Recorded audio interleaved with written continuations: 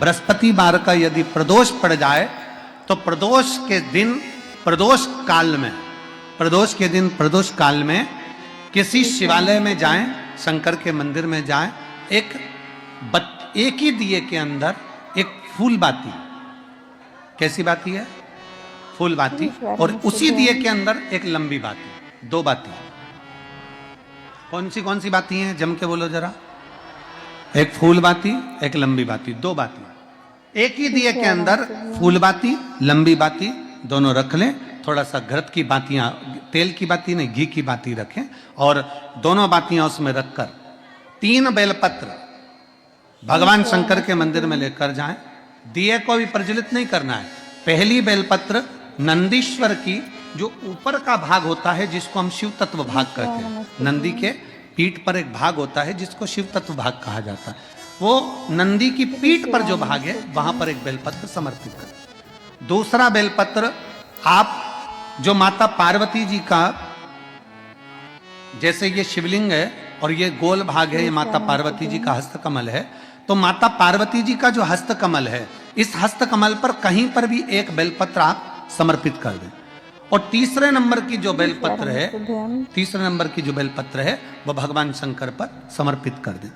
जो दिया आप लेकर गए हो मंदिर में, उसी दिए को नंदी और महादेव इन दोनों को दर्शन कराते हुए अगर मंदिर के अंदर लगाने दें दिया तो ठीक है, ना लगाने दें तो दीप को बीच में बस स्पर्श कराकर भले बाहर जाकर लगा दो, पर प्रयास करो वो दीप, वैसे तो बीच में नंदी और शिव के मध्य में वो दिया स्पर्श होना चाहिए।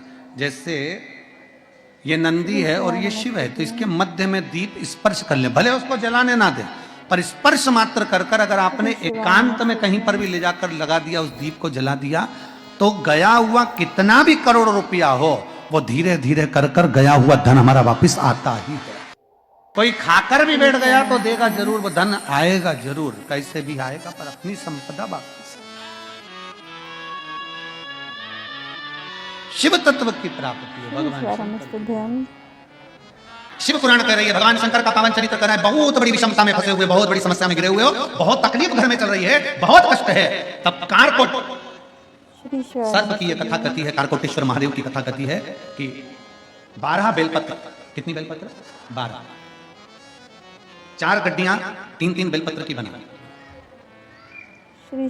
और 12 बेलपत्र अशोक सुंदरी वाला जो स्थान होता है, सबको मालूम है ना अशोक सुंदरी का स्थान? अशोक सुंदरी वाला जो स्थान होता है, वो 12 की 12 बेलपत्र की 4 जो गड्डियां हैं, वो गड्डियों को 4 बेलपत्र का जो क्रम है, वो पूरी गड्डियों को, तीनों चारों को ले जाकर शंकर भगवान के उस सुंदर अशोक सुंदरी वाली जगह पर केवल महीने की, किसी भी महीने की 2 प्रदोष आप अपने हृदय से बाबा की अशोक सुंदर वाले स्थान पर समर्पित कर 1 लोटा जल शिव जी को उत्तर की ओर मुख कर समर्पित कर कारकोटेश्वर महादेव का नाम लेकर समर्पित करिए। कैसी भी विषम परिस्थिति चल रही होगी, उसका हल निकल ही जाएगा। श्री शिवाय नमस्तुभ्यम। साथियों आज की वीडियो में गुरुदेव ने हमें 2 उपाय बताए हैं, और दोनों ही उपाय प्रदोष के दिन प्रदोष काल में हमको करने हैं। दोनों ही उपायों के लाभ आपने सुन लिए होंगे। आप कोई भी उपाय करें, दोनों ही उपायों में आपको बेलपत्र का उपयोग करना है, तो ध्यान रखिएगा बेलपत्र टूटी फूटी कटी फटी नहीं होनी चाहिए, सुंदर सी आपको बेलपत्र लेनी है। और इसी के साथ में प्रदोष के दिन बेलपत्र नहीं तोड़ी जाती है, तो यदि आपने पहले से तोड़ कर रखी है तो उपयोग कीजिएगा, और अगर नहीं तोड़ कर रखी है तो शिव मंदिर में चढ़ी हुई बेलपत्र का उपयोग भी आप कर सकते हैं। इसी के साथ बेलपत्र का जो पीछे का टूट होता है, अब उसको तोड़कर अब यूज़ करेंगे। तो जब आप तोड़ेंगे तो उसे गोल घुमाएंगे अपने हाथों से पकड़ के पीछे की डंडी, तो वो टूट जाएगी। खींच के नहीं तोड़िएगा, नहीं तो बेलपत्र खराब होने का डर रहेगा। तो बेलपत्र का ध्यान रखना है। और दूसरी चीज़, आप जो दीपक लेंगे, मैंने मिट्टी का दीपक आपको दिखाया है, तो आप उसी प्रकार से मिट्टी का दीपक भी ले सकते हैं, तो कोरा दीपक लीजिएगा। और यदि आपका मिट्टी का दीपक कोरा ना हो तो फिर आप आटे के दीपक का उपयोग कर सकते हैं।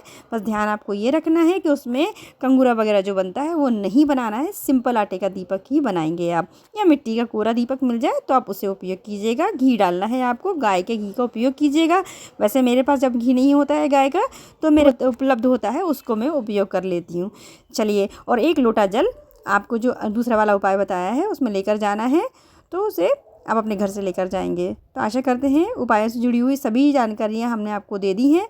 जो दूसरा उपाय है वो कारकोटेश्वर महादेव के नाम से किया जाएगा। ध्यान रखिएगा रखिए, आपको गई हुई लक्ष्मी वापस लानी है तो कारकोटेश्वर महादेव के नाम से इस उपाय को करना है।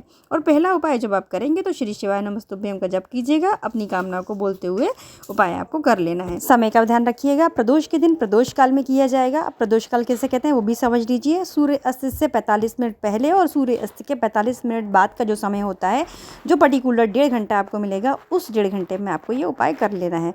तो आशा करते हैं उपाय से संबंधित सभी जानकारियाँ हम आपको दे पाए हैं, उपाय आपको अच्छे समझ में आ गए होंगे। इसके अलावा भी यदि आपको कुछ और पूछना हो, कोई जानकारी छूट गई हो, तो आप हमें कमेंट बॉक्स में पूछिएगा, उसका उत्तर हम आपको ज़रूर देंगे। और इसके अलावा कोई उपाय आप जानना चाहें तो वो भी आप हमें कमेंट बॉक्स में लिख सकते हैं। हम अपनी वीडियो के माध्यम से आपकी समस्या का उपाय ज़रूर आपके साथ में शेयर करेंगे। तो आज का वीडियो यदि आपको अच्छा लगा हो तो वीडियो को लाइक कीजिएगा और चैनल को सब्सक्राइब कर लीजिएगा ऐसी और वीडियोज़ के लिए, क्योंकि मैं गुरुदेव द्वारा बताए गए सभी उपाय आप तक पहुँचाती हूँ और साथ साथ गुरुदेव की कथा का रस्तत्व भी आप हमारी वीडियो के माध्यम से ग्रहण कर सकते हैं। तो मिलते हैं गुरुदेव के अगले उपाय के साथ, तब तक के लिए अपना और अपनों का ख्याल रखिए। सभी शिव भक्तों को मेरा प्रणाम और गुरुदेव के चरणों में शत शत नमन। हर हर महादेव। श्री शिवाय नमस्तुभ्यम।